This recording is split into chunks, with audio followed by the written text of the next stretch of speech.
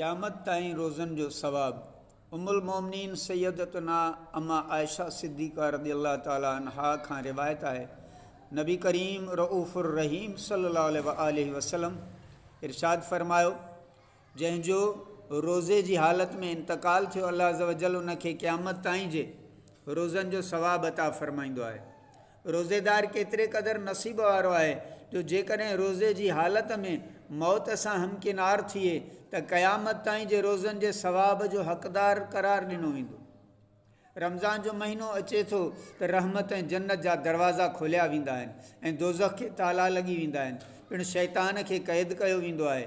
जीअं हज़रत सैयदना अबू हुरैरा रज़ियल्लाहु ताला अन्हु फरमाइनि था, रसूल अकरम सल्लल्लाहु अलैहि वसल्लम पंहिंजे सहाबा कराम खे अजमईन खे ख़ुशख़बरी ॿुधाईंदे फ़रमाईंदा हुया, रमज़ान जो महीनो अची वियो जेको तमामु ई बरकत वारो आहे। अल्लाह ताला हिन जा रोज़ा तव्हां ते फ़र्ज़ु कया आहिनि। हिन में आसमान जा दरवाज़ा खोलिया वेंदा आहिनि ऐं जहन्नुम जा दरवाज़ा बंदि कया वेंदा आहिनि। सर्कस शैताननि खे क़ैद कयो वेंदो आहे। हिन में अल्लाह ताला जी हिकु राति शब क़दर आहे जेका 1000 महीननि खां वधीक आहे।